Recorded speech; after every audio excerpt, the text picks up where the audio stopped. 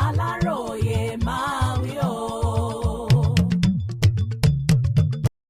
A kò faramọ́ fífa olùdíje kan sílẹ̀ nípínlẹ̀ Èkó, ètò ìdìbò abẹ́lé la fẹ́ – Jim Kamal.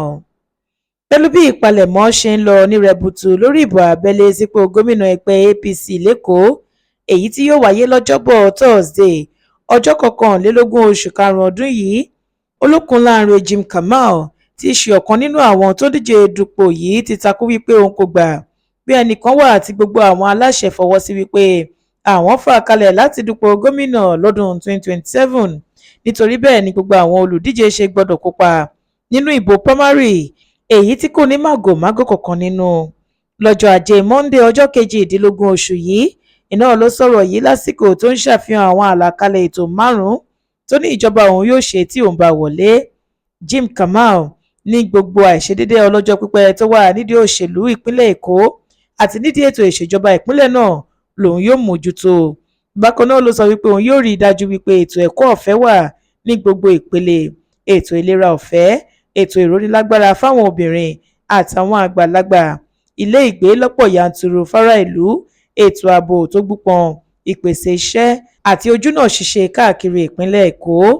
Ọkùnrin tó jáde fúnpò igbákejì gómìnà lásìkò ìbò tó kọjá, ìyẹn lábẹ́ àṣẹ ẹgbẹ́ NNPP yìí, ní ìrìn àjò òun nídìí òṣèlú kò ṣẹ̀ṣẹ̀ bẹ̀rẹ̀. Ilẹ̀ ti ta sí i nítorí òun dupò alága ìjọba ìbílẹ̀ Ìkẹjà lọ́dún 1988, òun sì ni olùdíje tó kéré jùlọ lọ́jọ́ orí lásìkò ọ̀hún.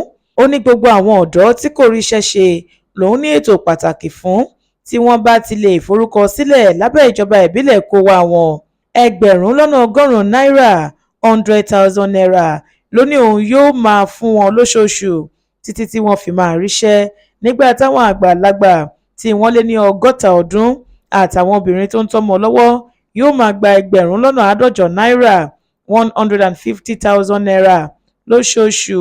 Ó fi kún ọ̀rọ̀ rẹ̀ pé ìgbélárugẹ fún ètò ọ̀gbìn, àgàgà ọ̀gbìn ráìsì àti àgbọn náà kò ní gbẹ̀yìn, nítorí òun ti ní àwọn tí wọ́n fẹ́ kówó sílẹ̀ láti bá wọn dòwò pọ̀. Abíọ́lá Ọkọya, ọmọbìnrin tí ń ṣe ọmọ bíbí inú ọkùnrin oníṣòwò olówó àgbọ̀ngbẹ ìpínlẹ̀ Èkó ní Razak Ọkọya, ló sọ wípé òun fẹ́ mú gẹ́gẹ́ bí igbákejì òun láti lè fi yé àwọn èèyàn pé òun kò ṣàdédé takú pé àfi kí ètò ìdìbò abẹ́lé ó wáyé.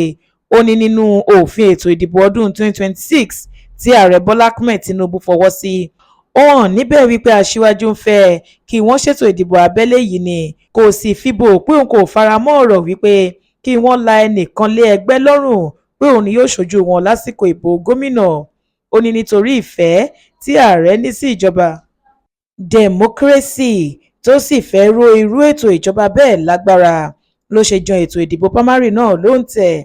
Ọkùnrin tó dúpẹ́ lọ́wọ́ aṣíwájú lórí òfin ètò ìdìbò tó ṣe yìí ni òfin ètò ìdìbò tuntun yẹn gbógo fún ọ̀lẹ wa lásìkò ìbò abẹ́lé àwọn aṣojú-ṣòfin tá a ṣe láìpẹ́ yìí, bí ìdáláre ló jẹ́ fún púpọ̀ wọn nítorí ọ̀pọ̀ àwọn olùdíje tí wọ́n ti jan lóǹtẹ̀ ló fìdí rẹmi.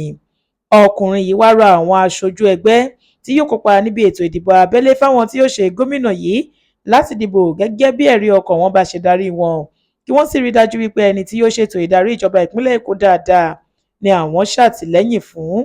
Mo rọ̀ gbogbo àwọn aṣojú láti lajú wọn sílẹ̀ dáadáa kí wọ́n lè dìbò fẹ́ni tí yóò darí ìwà dáadáa. Bákan náà ló ké sáwọn èèyàn láti gba àlàáfíà láàyè lásìkò ìbò ọ̀hún. Ó ní kí wọ́n jẹ́ kí ó hàn pé ìpínlẹ̀ Èkó mọ ẹ̀tọ́ wọn, bẹ́ẹ̀ ni wọ́n sì tún mọ ètò, kí wọ́n sì jẹ́ àwòkọ́ṣe rere fáwọn ìpínlẹ̀ yòókù káàkiri orílẹ̀-èdè yìí. Ó sọ̀rọ̀ síwájú sí wípé ètò ìdìbò tó ń bọ̀ lọ́nà yìí, irú èyí táwọn máa lo ètò tí wọ́n ń pè ní option A4 ni. Ó ní lóòótọ́ kì í ṣe àṣà ẹgbẹ́ APC láti lo irú ètò báyìí, ṣùgbọ́n nǹkan tí ẹgbẹ́ náà ti pinnu láti lò nìyẹn. Nǹkan tó ń ṣẹlẹ̀ nísinsìnyí nìyẹn o, níbi tí ẹni tí yóò dìbò fún yín yóò ti tò síbi tẹ́ wà. Eléyìí ni wọ́n ń pè ní A4. APC lè má lò ó nítorí ó wọ́pọ̀ láwọn ẹgbẹ́ míì, ṣùgbọ́n wọ́n ti bẹ̀rẹ̀ sí í ṣàmúlò rẹ̀ báyìí.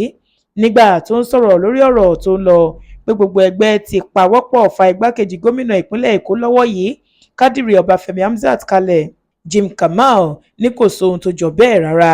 Ó ní àfikún àti àhesọ ọ̀rọ̀ ní wípé gbogbo wọn ti jan Hamzat lóǹtẹ̀, òun sì ni wọ́n panupọ̀ fà kalẹ̀. Ó ní 5 péré nínú àwọn ìgbìmọ̀ tó ń bá gómìnà ṣèjọba tí wọ́n ń pè ní GAC ló ṣàtìlẹ́yìn fún Hamzat láàrin àwọn ogunlọ́gọ̀ ọmọ ẹgbẹ́ tó wà nínú ìgbìmọ̀ náà. Ó fi kún ọ̀rọ̀ rẹ̀ pé láìpẹ́ yìí ni alága àwọn ìgbìmọ̀ náà sọ wípé àwọn kò tí ì fọwọ́ sí èyíkéyìí àwọn tó fẹ́ dupò. Ọkùnrin yìí bu ẹnu àtẹ́ lu àṣà kí wọ́n máa dédé fa èèyàn kan kalẹ̀ láì jẹ́ wípé ìbò ni wọ́n fi yan onítọ̀hún. Ó ní irú ètò báyìí máa ń fa ìkùnsínú àti ìyapa láàrin àwọn ọmọ ẹgbẹ́ ni. Tó bá jẹ́ wípé ọ̀rọ̀ pé wọ́n fẹ́ pawọ́pọ̀ fa èèyàn kan kalẹ̀ ni, igbákejì gómìnà ò lè máa sá kiri láti máa wá àtìlẹ́yìn àwọn èèyàn. Ìkùnsínú àti ogun abẹ́nú nírú ètò báyìí máa ń fà. Kò sí nǹkan tó ń jẹ́ wípé wọ́n fa ẹnìkan kalẹ̀ láti ṣojú ẹgbẹ́. Bákan náà ni gbogbo wa rí, ẹnìkan kò kúkú ju ẹnìkan lọ nínú eré ìje yìí. Monísọ́lá Sàká ló ṣe àkójọpọ̀ ìròyìn yìí fún ìkànnì Aláròye Online TV.